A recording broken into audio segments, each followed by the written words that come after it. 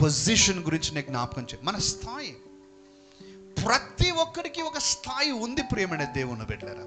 స్థాయి లేనటువంటి వారు ఎవరు లేరు. వేరువేరుగా ఉండవచ్చు, అది వేరే, కానీ ప్రతి ఒక్కరికి ఒక స్థాయి ఉంది. లేకపోయినా కూడా మనిషికి ఉన్నటువంటి టాలెంట్ ఏంటంటే, మనిషికి ఉన్నటువంటి ఒక నైపుణ్యత ఏంటంటే స్థాయిని సృష్టించుకుంటారు. ఉదాహరణగా నేను తెల్లగా ఎర్రగా ఉన్నాను, అదొక నాకు స్థాయి. నేను ఎత్తుగా మంచి ఫిజిక్ ఉంది, అదొక స్థాయి. లేనిపోని వాటిని కూడా స్థాయిలాగా చూసుకునే రోజులు ప్రేమైన దేవుని బిడ్డలారా. నాకు మంచి ఉద్యోగం ఉంది, అదొక స్థాయి. నాకు డబ్బు ఉంది, అదొక స్థాయి. నా ఇంటి పేరు విన్నారా, అది ఒక స్థాయి. నా ఆస్తి చూసారా, అది ఒక స్థాయి.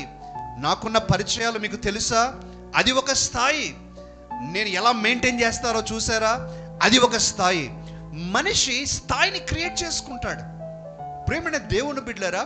ఆ స్థాయి ఒక విగ్రహంగా మారగలదు.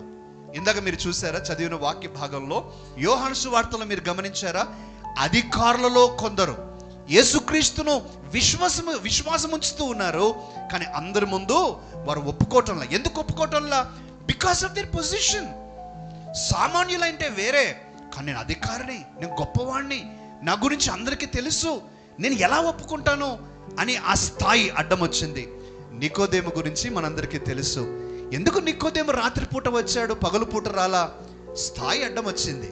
నికోదేము అప్పటికే మత ప్రవిష్టుడు, అధికారి. కానీ అందరూ చూస్తే ఏమనుకుంటారో, అందరూ చూస్తే నికోదేము కూడా యేసును వెంబడిస్తున్నాడనే కామెంట్ చేస్తారేమో అని నికోదేము రాత్రిపూట ఎవరికి తెలియకుండా యేసు దగ్గరికి వస్తూ ఉంటున్నాడు. ప్రేమైన దేవుని బిడ్డలారా, ఈరోజు నీ స్థాయి ఏమైనా నీకు అడ్డంకుగా మారిందా? నీ స్థాయి ఒక ఐడల్గా మారిపోయిందా? నీ అనుభవము లేక నీకున్న పేరు ప్రతిష్టలు నీకు అడ్డంకుగా మారిపోయాయా? నేను ఎప్పుడూ చెప్తూ ఉంటాను, ఈరోజు కూడా నేను చెప్తాను.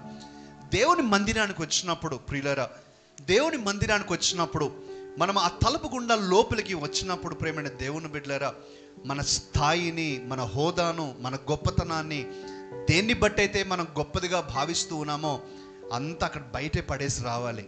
మన లోపలికి వచ్చినప్పుడు మాత్రం కేవలము యేసే బిడ్డలుగా మాత్రమే రావాలి. Amen, praise the Lord. మనం ఏ స్థాయి తీసుకురాకూడదు ప్రేమైన దేవుని బిడ్డలారా. ఏ కిరీటాన్ని ధరించుకొని లోపలికి రాకూడదు. మనం అందరం కూడా ఒకప్పుడు పాపులమే, దేవుని యొక్క కృపను బట్టి కడుగబడి ఈరోజు రక్షించబడి ఉన్నాం.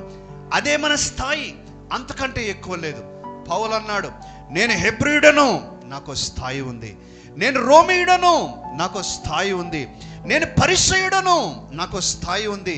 గమలీయేలు దగ్గర చదివిన వాడను, నాకు స్థాయి ఉంది. నేను గొప్ప అధికారిని, ఒక స్థాయి ఉంది అని అంటూ పౌలు అంటాడు, ఈ స్థాయి అంతా కూడా ఏదేది నాకు లాభకరముగా ఉందో దానిని నేను నష్టముగా ఎంచుకుంటున్నాను. I don't want this position, I don't want this. నేను ఏమై ఉన్నానో నేను క్రీస్తును బట్టి మాత్రమే అయి ఉన్నాను. My position is only in Christ. యేసుక్రీస్తులో మాత్రమే నా స్థాయి, ఇక ఏ స్థాయి కూడా నాకు లేదు అనే విషయాన్ని ఆయన గుర్తు చేస్తున్నాడు. సహోదరి సహోదరులారా, ఈరోజు నేను మిమ్మల్ని అందరినీ కూడా కోరుతూ ఉన్నాను, ఏంటి నీ స్థాయి? దేన్ని బట్టి నీకు ఆ గొప్పతనంగా భావిస్తూ ఉన్నావు? దేన్ని బట్టి నువ్వు అందరికంటే గొప్పవాడిగా, గొప్పదానిగా నువ్వు భావిస్తూ ఉన్నావు? ఈరోజు ప్రభు యొక్క సిలువ చెంత దాన్ని మనం అప్పగించేసేయాలి. ప్రభు సిలువ చెంత మన యొక్క స్థాయిని వదిలేసేయాలి ప్రేమైన దేవుని బిడ్డలారా.